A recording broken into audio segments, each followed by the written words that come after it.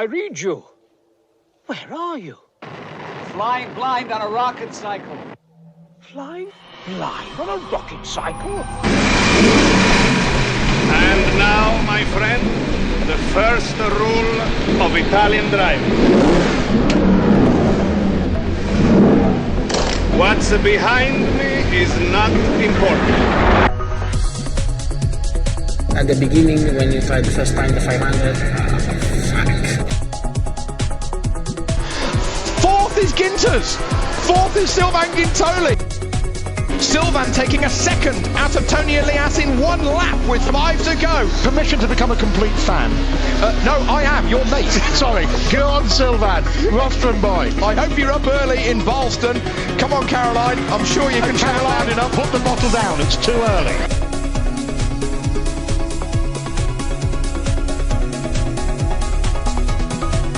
Racing, it's life. Anything that happens before or after, it's just waiting.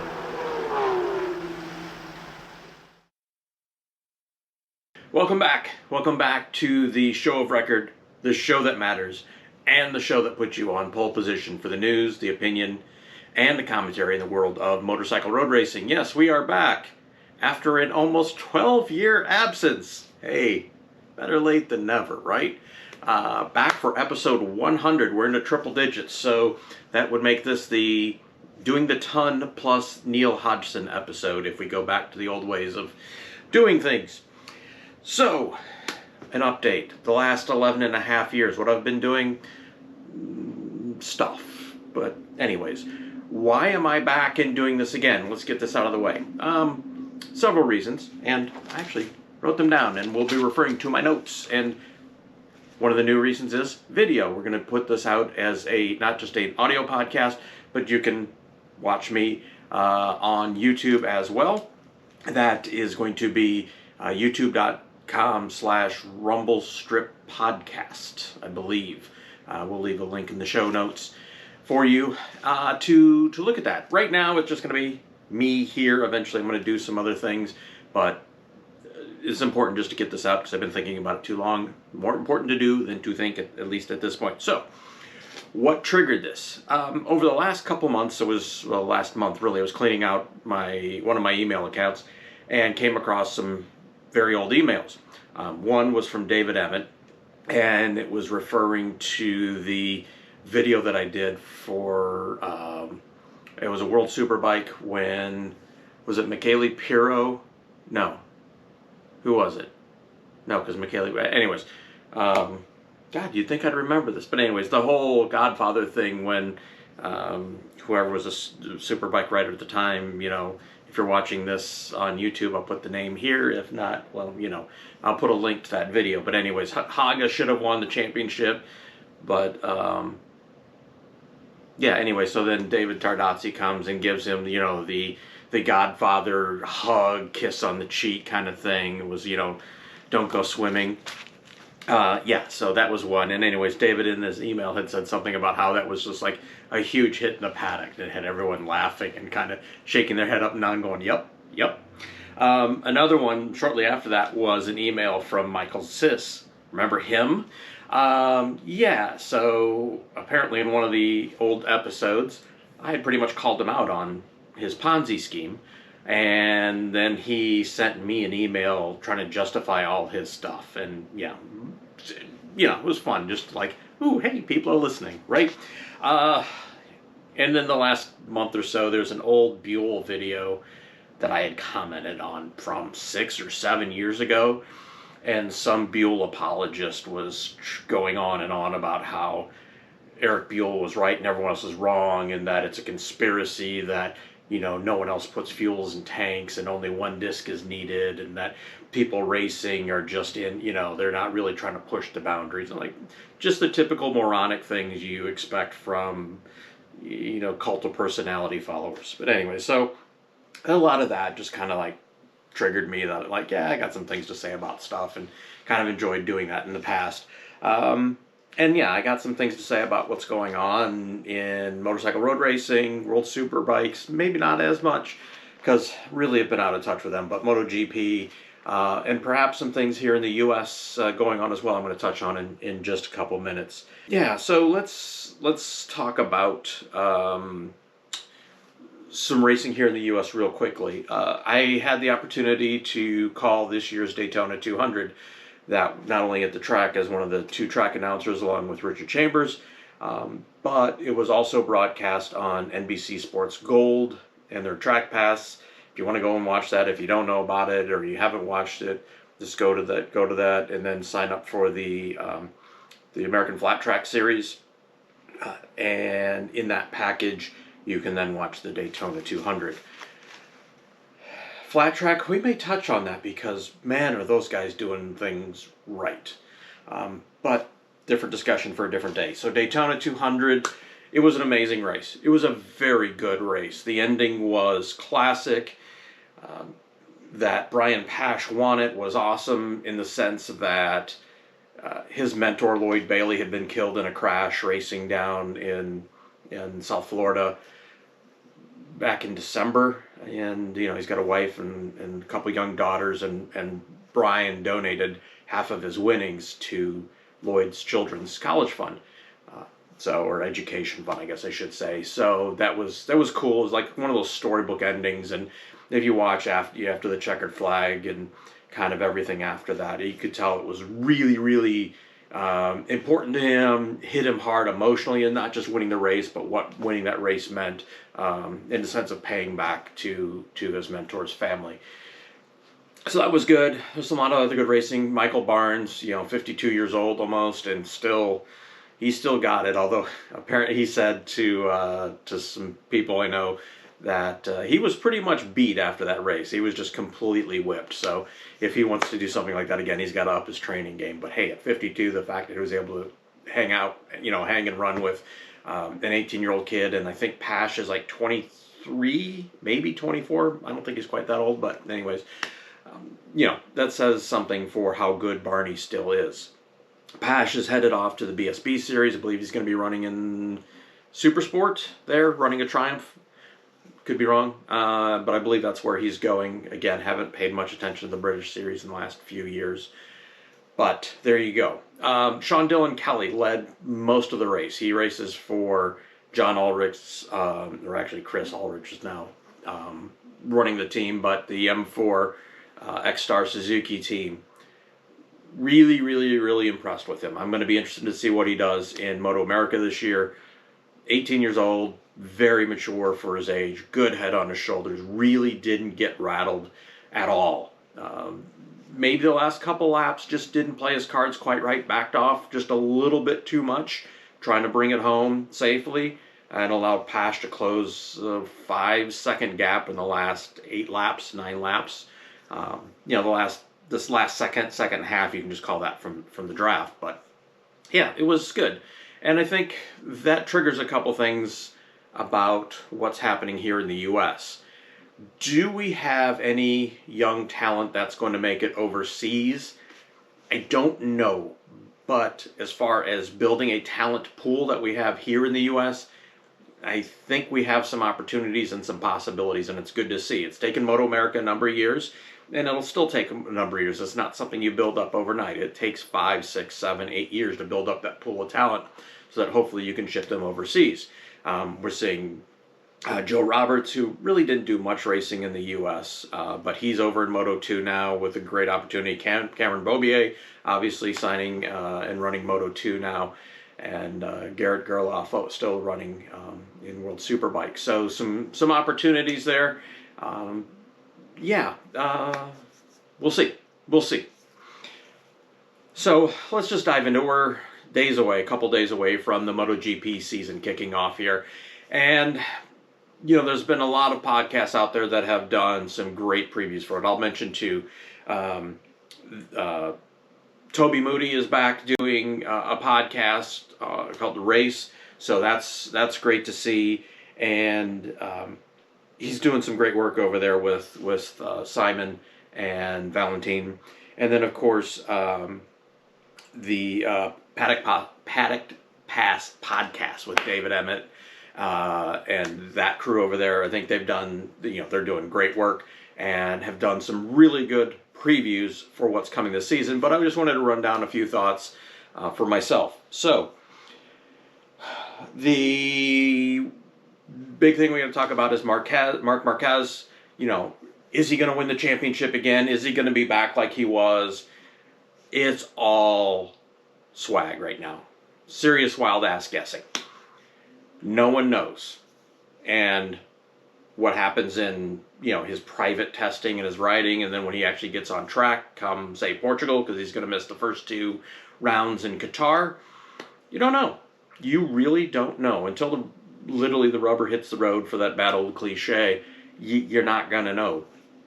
He can look good, he can sound good, he can look good in private testing, but until he's actually out there in race conditions, not practice, not qualifying, but actually in the race, under full stress, will we know where he stands, and that's it. And given the severity of his injuries, it's an unknown. You're talking arms and shoulders, and that's critical. It's what ruined part of Kevin Schwantz's, Kevin Schwantz, a little bit there with him, ruined Ben Spies. Those are 2 guys whose careers were shoulder issues, and you can't hold on to the bars and with all the stress that modern MotoGP bikes have on the brakes, or even in acceleration and trying to turn them. So we won't know, and we may not know for 6 months. We might, till probably back half of the season, when we know how good is Marc Marquez going to recover, where's his skill set, where's his mindset, how far is he willing to push? Is he still going to be, willing to crash his brains out all the time just to find that last, half a tenth of a second, or is he going to back it off and ride differently now? You don't know. It's all theory. And as the old saying goes, theory in theory is very different than theory in reality. So, what do I think? I don't know. Everyone's throwing out a guess. Oh, it's going to be this, it's going to be that. I don't know. I really don't know. I think it will take him, it'll be the last third of the season before we really know where Marc is. Do I think he'll win the championship this year? I do not. Do I think he'll be a contender? Yes. But with him sitting out a year, with all the other talent that's come in and come up and had a bit of a taste, I think we've changed the game. I think we have. Joan Mir, will he be able to defend? Possibly. Very possibly. I'd put good odds on him. Actually, he is one of 2, maybe 3 people I will pick for odds-on favorite for the title. And the reason I say he can defend is his mental maturity. He doesn't get too excited. He doesn't get too down. He's sort of that thinking man's racer. He still has the passion, still gets excited, but he thinks things through. He thinks the long term. He thinks the championship, not this race, this lap, whatever. The biggest thing that he has against him is qualifying, and that's not necessarily his issue. It's the bike's issue, and we don't know where that stands because of testing that went on in Qatar, which we'll get to that in a minute. The other person I would put highly up on the championship contender is going to be Franco Morbidelli. I think he showed strongly what he can do. And again, he's another guy. He has emotion, has passion. But again, that thinking man's kind of not going to get too excited, not going to get too down. He's in there for the grind. And that's, in this day and age, when you're running 18, 19 races, and especially what we saw last year, when you have to run all these races so quickly, back together, back to back, being able to keep your head down and just grind and grind and grind, that's a big one. You're not, long gone are the days of 13, 14 rounds where you can let your emotions fly. No, this is work. And if you have a bad day, you still have time to recover. So those would be my 2 that are up front for what I'm thinking. I will put as a distant third choice. I'm thinking about this on the fly, so give me a second here. But I maybe would throw Jack Miller in there. I don't think he's going to win a championship, but if I had to pick a third person in there, it would be him. Marquez, obviously, he's going to be in the mix, but again, I don't see him as a legit championship contender. Of course, I could be wrong, and if you're listening to this 6-8 months down the road, you'll know more than I do, as we're, not even in started race 1 of the season yet. The other one is Andrea De Vicioso. Last minute thing. Not interested in riding for Aprilia. All of a sudden, no rides. Aprilia calls him back, said, "Yo, what you doing?" And Dovi is going to ride in April. So, will he ride this year in the championship? Don't know. Sorry. For those of you listening on the audio podcast, shrugging my shoulders. I don't know. It's a mystery. And I think with that, we can roll into where I see the teams. Actually, let's go, before we go to that, let's talk about this preseason test that just wrapped up in Qatar. Technically 2 tests, but really just one long, elongated test at one track in, questionable conditions for a good chunk of it. Whatever you think you can pull out of that test, don't. It's one test, or 5 days of testing, 4.5 days of testing at one track under specific conditions, and it's a very specific track, right? Long, very long straightaway. The other, the rest of it is sort of really favors a certain style of bike. So either you have to be nimble like a Yamaha and hopefully you can get away, or you have a Ducati and you have all the power just to blast people down the straightaway. So, again, you can't really take away. You look at, say, what Suzuki and KTM did, you think, oh my God, they had a horrible test. You don't know. You don't know if they were sandbagging on anything. You don't know what they were testing. Well, Suzuki was testing 2022 motors. And that last day that got sandstormed out, they were going to be working on qualifying setups. Well, that got washed away. Sand. So a lot of people, whether it's in podcasts or in written words, are writing, thousands of words about all these takeaways from the test. And the takeaway from the test is nothing, because it's one track over a series of days, one long test, and a track that's very specifically favors one, maybe 2 bikes. And other than that, let's see what happens when we get to some other tracks, right? So with that, let's talk about some of the bikes here. Aprilia. God, I love Aprilia. I still want one. Still back to the days of 125 and 250 in GP, World Superbike. Do they belong in MotoGP? I think they're better served running in World Superbike, but you do what you do. They've got one rider, right? A leash. Now, if Dovi comes back, maybe they got a legit, 1A, 1 and 1A riders with those 2. Salvadori, he's going to be a test rider, essentially. He's just, that's what they're going to use him for once he's recovered from his injury. I hope they do something this year. I really do. I really want to see some progress with him, but that's just, hand on heart. I love Aprilia. Still want a Tuono very badly. Or, GP bike. RS, an RS250. The new RS660. Ooh,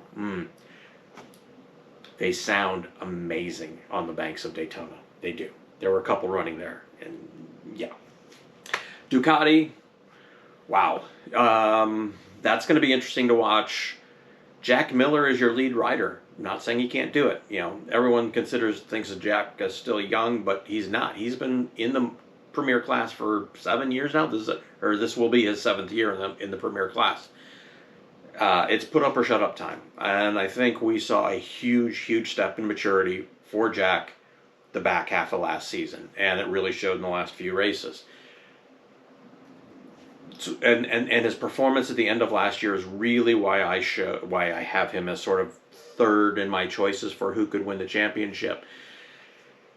Ducati is still hamstrung by Ducati mentality in that the bike is fine, the problem is the rider. The rider has to work around the bike. And that works in a Formula One sense of, put the monkey in the car and the engineer will tell you exactly where to brake and, how hard to get on the gas and how much you can use the tires and things like that. It doesn't work that way in motorcycle racing. It's too dynamic. And yet we're seeing the same thing with Gigi Dall'Igna that we saw in the previous regime, which is, all the power, good on the brakes, it understeers like a pig.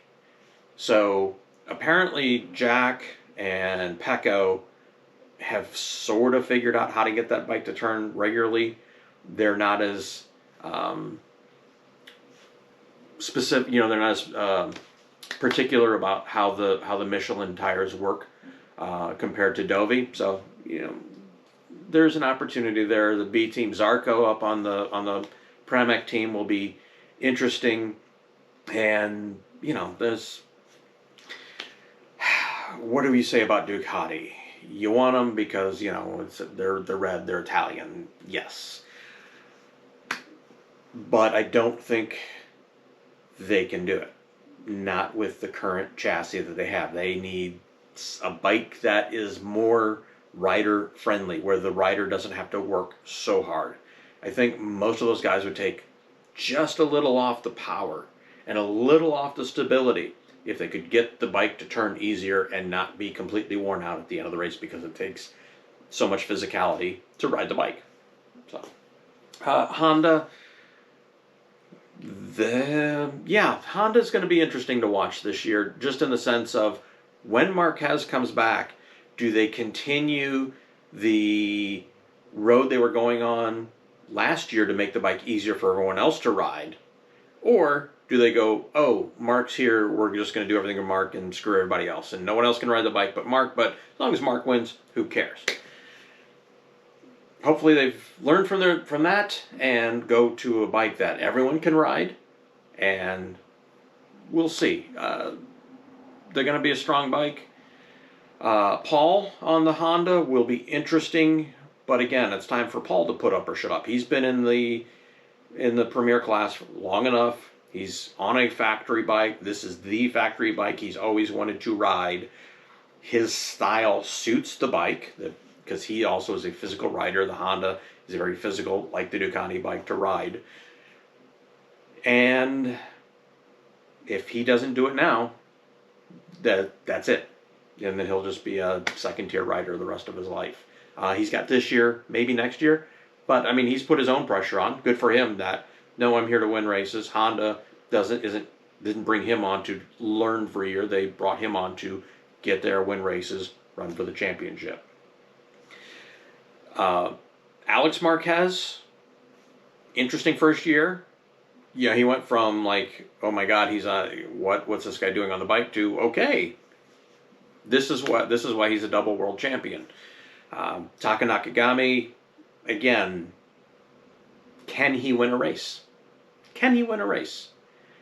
He has to get over his personal mental blocks of start easy and work your way up. Nope, he's got to learn to go right from the go and charge, because he puts himself back so far that he doesn't have a chance to challenge later in the race. So the LCR team, yeah. Will Alex win a race? Maybe. He might win one. LCR will be on the podium multiple times. But, they're one of those two riders in a team where I think, occasional podium finisher, solid top 5, top 8. That's where I think we'll see them. KTM. Now here, I'm getting ahead of myself on KTM in the sense of, I think this is their breakout year. A lot of people, now they could say last year was a breakout year because, 3 wins, right? I think the way that they've been working at this with the riders that they have, both for the factory team and maybe not as much for Tech 3, but certainly with Bender and Oliveira. Again, not in the championship hunt. Well, let's rephrase that. Top 4, top 5 for one of them in the championship, but I see multiple wins for both of them. The problem is, and the problem is, KTM's good days are really good. Their average days are okay, but when they have a bad day, they have a bad day. That is a challenge for this season, is to get rid of their bad days and just make those average days, right? I think if this works out the way it will, they are going to scare a lot of people this year. I think if I don't have it, Oliveira and Binder, I think, are really good riders. I think they have someone just a half a tier up from them. I think they would legitimately be running for a championship this year. The rider, maybe even a team championship, manufacturer's championship. But I think they're that close. I think they are set to surpass Ducati, where it's going to be like Suzuki, Honda, KTM as your first tier, Ducati slipping back, and then, of course, Aprilia. That's kind of how I see that falling out. And then Suzuki, I think they'll be good this year. I think, I have Mir as my to repeat as champion. I really do. The bike is just so good. They don't have really a bad track. They have some tracks that they're not the best at, but where I'm saying KTM needs to eliminate the bad, Suzuki's done that. The only thing they really need to work on is qualifying. They need to so this is one of those things that I keep hearing is Suzuki doesn't need to change anything. They just need to keep doing what they're doing. No, because if you stand still, you're going to fall behind. In this sport, you'll fall behind rapidly. They need to keep advancing. They don't need to screw it up. They just need to refine what they're doing as far as a race package. But for them to really take that next step, they have to be able to consistently qualify in the first 2 rows. Consistently in the first 2 rows. The 2 riders are absolutely capable of doing that. It's just that their bike does not use the tires, cannot put enough heat in the tires to go for that one quick lap. Race distance, absolutely. They take care of the tires better than anyone else, where we saw race after race last year. The last few laps, let's say, third of the race, last third to quarter of the race, their bikes were consistently fastest on the track, setting fast lap times. But they're coming from so far behind and making up so much distance that cost them multiple race wins. It just did. So if they can fix qualifying, and again, they didn't have a chance to do that at Qatar, where are they going to find that time to test and fix it? We don't know. If they do that, I see them in good shape. That's the short term and obvious. The long term and not so obvious is David Rivio leaving Suzuki to go to the Alpine Formula One team, formerly Renault. I have heard multiple people, and again, read in multiple places that, it's not that big of a deal. That they have a group of people working on it, that it'll all work out. You can have a lot of, think of it like a band, right? Because a team is like a band. You can have a lot of great musicians, but a lot of great musicians don't make a good band. You have to have someone lead and direct the band to be the visionary of it. And that's what Brivio did. He was a calming influence. He got people to, keep their disagreements pushed back. And I think, not this year, but I think next year, 2022, we're going to see the fallout of Brivio going. I just do. I've been around enough smart leaders, and I do the word leader, not manager, but he's a leader. Been around a lot of smart ones where it's not obvious what they're doing. You see the results, but you don't really see them doing it. And everything seems to work while they're there. And when they leave, everything's good for a while, because they're like, we're doing this, we're just going to keep doing this. And then everyone else decides, I want to do a solo album, and I want to do this, and I want to do that. And all of a sudden, the band can never get back together, and the magic isn't there. So let's hope not. I think, you got to hope well for Suzuki. You got to hope that they keep it straight, keep things going in the right direction, and that they'll drive on and have continued success after this year. But again, we'll see. I'm willing to put my money where my mouth is on that one. And, you know, if I'm wrong, feel free to call me out. So, not the most detailed insight, but again, wanted to get this one done and done quickly, get it out there. Again, it's been a while since I've done one of these, almost 11 and a half years on my own talking about racing on a podcast. Been doing the False Neutral podcast, but again, that's something completely different. If you want to check that out, go look for on your favorite podcast player. And False Neutral, we just talk, it's mostly garage talk about what we're kind of looking at and seeing or playing around with our garage. Almost literally no racing content whatsoever, except on occasion. But yeah, so hopefully we're going to be, not hopefully, my plan is to do this once a week. Talk about MotoGP, probably talk a little bit about Moto2, because as an American, we got 2 Americans racing in there this year. A little more interest, and the field in Moto2 is pretty spectacular this year. I think there's going to be some amazing racing going on in there. We'll dive into that, down the road. And again, we'll look at what's going to happen in Moto America this year. I may touch on American Flat Track just because, again, maybe not so much the racing, but really what they're doing and why I think they're succeeding and why they're putting such a good product out there. So, all right, so that's, as we said, that'll wrap it up. So until I talk to you again next time, be good, be safe, most importantly, keep it on 2 wheels. We'll talk to you next time. Bye-bye.